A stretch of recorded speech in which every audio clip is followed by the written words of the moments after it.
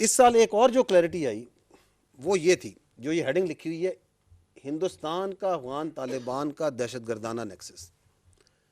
मुख्तलिफ तरीक़ों से आई, लेकिन इसकी एक बड़ी वाज़ेह मिसाल मिली आपको अक्टूबर के अवाइल में,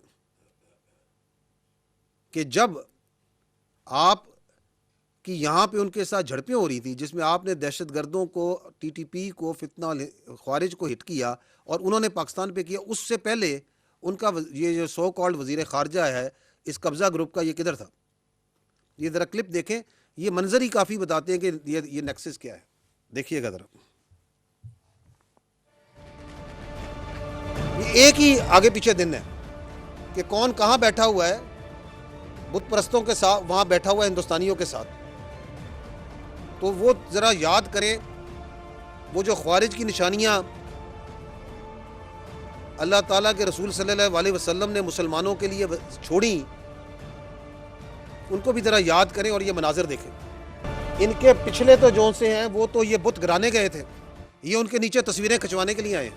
ये है इनकी औकात, ये है इनकी असलियत।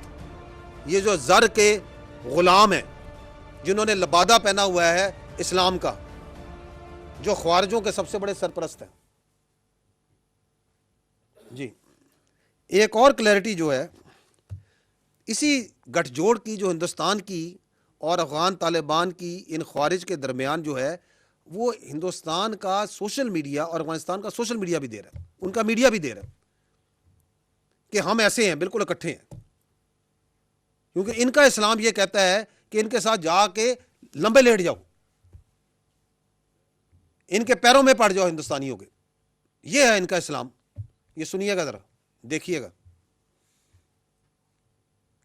समझ रहे हैं? रोकिएगा, वो रोकिएगा ज़रा, क्या कह रहा है वो हिंदुस्तान में बैठ के, वो हिंदुस्तानी क्या कह रहा है कि रियल पॉलिटिक्स ये है कि enemy of my enemy is my friend. तो ये गठजोड़ जो है वो तो खुल्लम खुल्ला कह रहे हैं। आगे सुनिएगा, ये सारे रॉ के अकाउंट हैं, किस तरह वो चला, सुनिए। भारत और पाकिस्तान का युद्ध होगा ही होगा। इस साल भारत के साथ अफगानिस्तान भी पाकिस्तान को मिलकर फोड़ेगा, ये भी आज आपको बता दें। रोकिएगा जरा, ये भाईजान हिंदुस्तानी मीडिया पे आके कह रहे हैं कि ये जो 2026 है, इसमें भारत और अफगानिस्तान मिलकर पाकिस्तान पे हमला करेंगे। आ जाओ, तुम दोनों का शौक पूरा कर देते हैं। और तू टीवी पे ना बैठी उससे, तू भी साथ आई, यही वीडियो चलाएंगे उस वक्त, तुम लोग आओ जरा और बताएंगे तुम दोनों का अशर क्या किया हमने। But this shows the nexus, this shows the mentality, because they are talking this, ताकि इसकी हवा बनाए, ज़हन साजी करें, अफगानिस्तान में भी, काबुल में भी, दिल्ली में भी। आगे चलिए, वो दुनिया भी देख रही है कि कैसा राष्ट्रहित का समर्थन कर रहा हूं।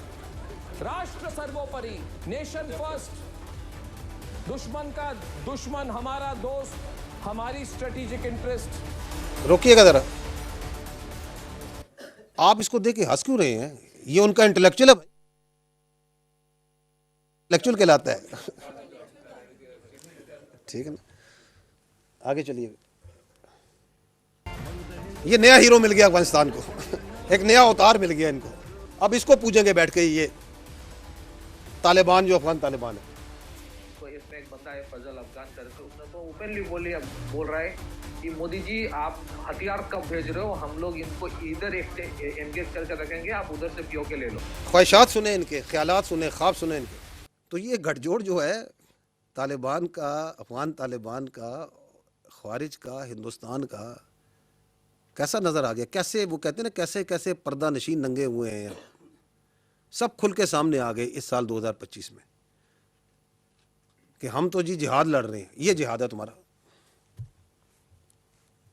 करें ना डिफेंड इस जिहाद को। जो इधर भी जो अफगानिस्तान की मोहब्बत में मरे जा रहे हैं और यहाँ पे बैठ के जो सा तकरीरें करते हैं, ज़रा इस जिहाद की ज़रा मुझे किसी तरह बता दें कि ये जो है ये जायज़ है, इसका कोई इस्लाम से ताल्लुक़ है? जी अच्छा, ये मैं आपको बताया था कि इसकी ना कुछ और पर्दा नशीन भी सामने आए हैं इस साल में, और वो हैं जो कि बारीक वारदाती हैं। बारीक वारदात वो है कि वो कहीं पे जमहूरियत का, कहीं पे वो इंसानी हकूक़ के राइट्स का पर्दा लेके दहशतगर्दी के कोई फ़रोग देते हैं। ये इसके लिए मैंने कई एग्जांपल दें। एक केस स्टडी इस साल की निकाली है। ये प्रोफेसर साहब थे, भुट्टम यूनिवर्सिटी के हैं, डॉक्टर उस्मान काजी। इनको जो सा है ये दहशतगर्दों की फितना करते हुए पकड़े गए पूरे सबूत के साथ, and he came and he acknowledge कि जी मैंने ये काम किया था। अब जब वो पकड़े गए तो आप ये देखिएगा कि उसके हक में बोल कौन रहा है, वो जो बारीक वारदात, जरा देखिएगा। ये सुसाइड बॉम्बर है जिसने कराई चलाए, जिसने सुसाइड बॉम्बिंग करवाई ट्रेन स्टेशन पे जहां दर्जनों लोग मारे गए। इसके सर पे खून है बच्चों का, सिविलियंस का, कानून नाफिज करने वाले इदारों का, क्योंकि इसने सहूलत करी थी।